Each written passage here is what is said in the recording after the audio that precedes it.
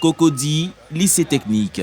Lancement des épreuves physiques et sportives, des examens et concours de fin d'année du ministère de l'enseignement technique, de la formation professionnelle et de l'apprentissage. 16 731 candidats préparant les diplômes de CAP, BEP, BP et le BT sont en lice pour cette session 2025. Il y a 3 enchaînements au choix, c'est-à-dire le poids, le saut en hauteur et la vitesse. Nous avons la gymnastique et de l'autre côté, il y a l'athlétisme. Au niveau de l'athlétisme, il y a 3 activités parmi lesquelles il y aura un tirage au sort pour un seul choix. Donc les 3 activités, nous avons le saut en hauteur, nous avons la course de vitesse, 60 mètres pour les filles, 80 mètres pour les garçons, et nous avons le lancer de poids. Le candidat va tirer une seule activité au choix. Le directeur de cabinet adjoint représentant le ministre Kofi Nguessan se réjouit du bon déroulement des épreuves. Nous sommes venus encourager les élèves parce que cette période de fin d'année, c'est une période d'appréhension à cause des examens. Et nous voulons leur dire que, en principe, les examens de fin d'année se préparent pendant 3 ans. Et s'ils ont été de bons élèves aujourd'hui, en principe, ils doivent aborder cette période avec beaucoup de sérénité.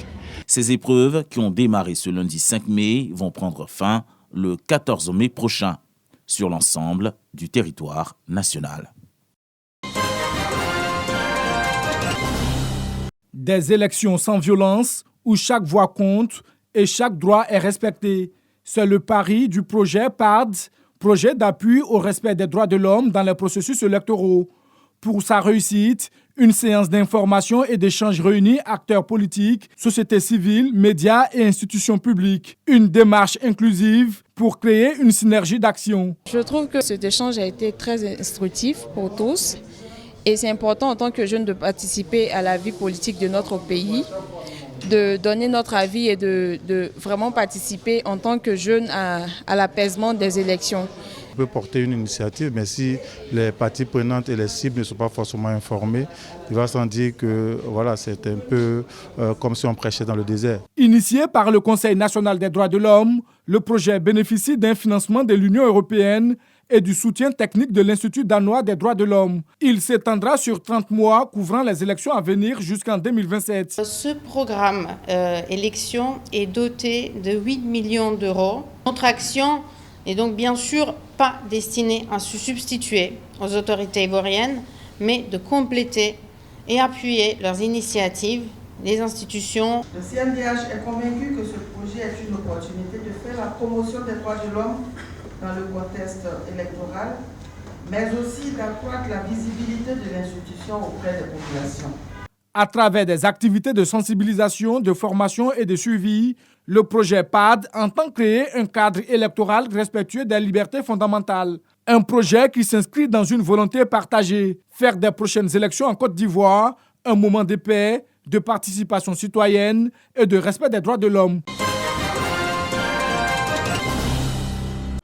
Le centre de santé rural de Laoudigan, village situé à 37 km de Bondoukou, dispose désormais d'une maternité.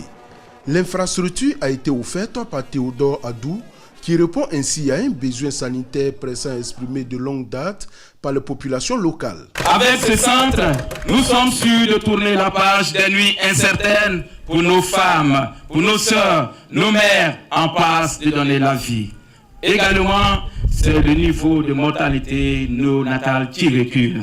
Le donateur Théodore Adou a souligné qu'à travers cette maternité, il entend permettre aux femmes de bénéficier d'un suivi médical approprié, de conditions d'accouchement sécurisées et de soins essentiels à la santé maternelle et infantile. À travers une telle œuvre, on vise d'abord le développement. J'attends à ce que cette œuvre soit utilisée en bon escient et que le personnel en fasse bon usage. Le représentant du parrain de la cérémonie, Kobina Kwasi Adjoumani, a promis l'affectation prochaine d'une sage-femme en présence du directeur départemental de la santé.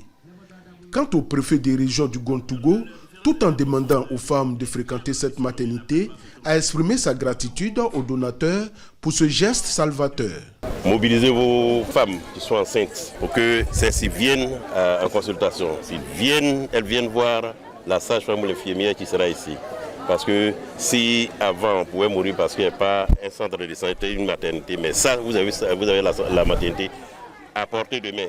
Il n'est plus question qu'une femme meure en couche. La maternité de Laoudigan comprend 2 bureaux administratifs, une salle d'accouchement, une salle d'attente, une salle de suite de couches, une salle de travail et un laboratoire.